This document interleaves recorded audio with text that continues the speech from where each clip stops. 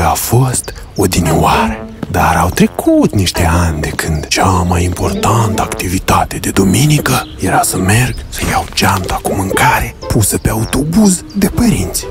Asta faci când nu ai de niciunele și ești student departe de casa părintească. Și odată pe lună mergeam eu personal după ea. Mai spălam niște haine, mai primeam și ceva bănuți, îmi vedeam și familia. Așa că în ultima vinere din lună după cursuri o zbucheam direct la gară. Luam maxi-taxi, că ajungeam mai repede. Plus că mai stăteam și la taclale, dacă îl prindeam de tură pe Neacais, un șofer din satul vecin. Era de ajuns doar să-l întreb ceva. Ce mai faci, bre, Neacais? Merge treaba. Și începea. Nu mai știu ce să mai fac, băi nepoate. Nu prea merge deloc. Și ea că trebuie să fac revizii la mașină, să schimb un amortizor. Mereu se plângea de ceva. Și după aia, ușor, ușor, o dădea în laude. Că ia uite ce i-a mai cumpărat el lui nepotăsul. În ce vacanțe vrea să meargă. Că el are, că face, că drege. Ce făcea, ce povestea, la aceeași întrebare ajungea. Băi nepoate, ia zi-mi, cu gagicuțele cum mai stai? Clasica întrebare, pe care o primești destul de des în perioada aia a vieții, mai ales de la bărbații mai în vârstă. Și discuția se închidea, fraza aruncată de Neacais.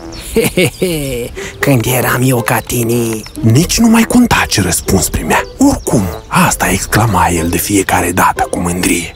Avantajul era că trecea timpul foarte repede. Nici nu clipeam și trebuia să cobor. Doar că de la DN până în sat mai erau vreo 6 kilometri de mers. O luam pe jos și dacă mă prindea vreo ocazie din urmă, era bine. Dacă nu, tot ajungeam. Un pic mai greu, dar ajungeam. Și aveam o foame de lup. Abia așteptam să mă înfrup din bucatele pregătite de maică-mea. Nici nu am mers 30 de metri, că a și venit o mașină, din care se auzea o voce cunoscută. Lascar, dar ce faci? Hai că te luăm noi acasă. Era tanti Mioara, mama colegului meu de garsonieră. Chiar așa, nu v-am zis. Stăteam în chirie cu un prieten de-ai mei mai mare cu un an. Petruții se spunea. Așa că n-am mai stat pe gânduri, am urcat în mașină și am plecat spre sat. Și bineînțeles că tanti Mioara a început cu sfaturile ei. Cum că să avem grijă ce facem, cu cine ne înhăităm, să mai lăsăm fetele, să nu ne legăm la cap de pe acum. Că la oraș am mers să învățăm, nu să frecăm menta. Și după vreo 5 minute de povețe, tanti Mioara zice... Lascăre, dacă tot ai venit, nu iei, te rog, și pentru Petruț al meu un pachet cu mâncare? Îl aranjez bine de tot, să fie compact și ușor de dus. Nu prea mi-a convenit că era o grijă în plus, dar n-aveam cum să o refuz. Da, sigur că iau tanti Mioara, că oricum mâncăm amândoi din ele. Gata, mamă, așa facem. Deși ducem noi duminică la DN cu mașină. Nu prea eram mulțumit că deja aveam 2 genți și trebuia să le car de la gară până la garsonieră. În schimb, eram liniștit că am găsit transport pentru a mă întoarce la DN. Toate bune și frumoase.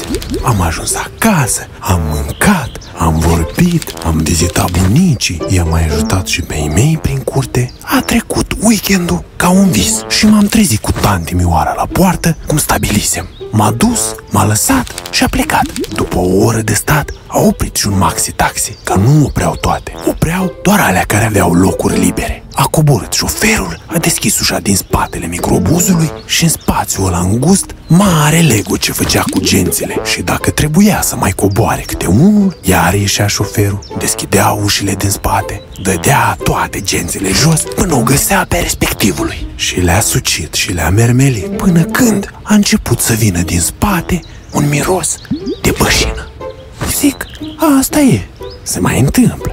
Mai scapă omul câte o bășinică, dar nu se mai iresea odată. A început să zică și șoferul. Mă, care a-ți stricat aerul? Doamne ferește, așa nerușinare. Nu s-a schimbat nimic. Părea că cineva le fâsâia în continuu doar așa, să râdă de noi. Dar când te uitai de jur împrejur, toată lumea era cu fața dreaptă. Nici urmă de zâmbet. Au început toți să caute de unde vine, de unde miroase. Bombăneau și înjurau toți pe sub mustață, inclusiv eu. Și cineva mai din spate a zis: cred că de aici, de unde stau gențele, vine mirosul. Dar șoferul, supărat foc, ne-a înjurat pe toți. Dracu să vă ia! Cărați toate împuțiciunele la oraș. Acolo n-or fi destule. Doamne iartă! Oricum, toți au rămas la ideea, sau cel puțin eu, că cineva din 10 în 10 minute ne mai fâsăia câte una. Dar nu a mai durat mult și am ajuns în gară. Am luat gențile și prin mulțime am tăiat-o acasă. Nu stăteam departe. La 10 minute de mers pe jos, am intrat în casă, m-am descălțat, m-am spălat pe mâini, și parcă tot mai mirosea. Și zic, uite mă, bășina dracului mi s-a îmbibat și în haine. Ajunseseră și Petruț acasă și repede să deschidă geanta cu papa. Când a deschis-o, nu mai era vorba de bășină. Părea că toate bășinile din oraș erau date la noi în garsonieră.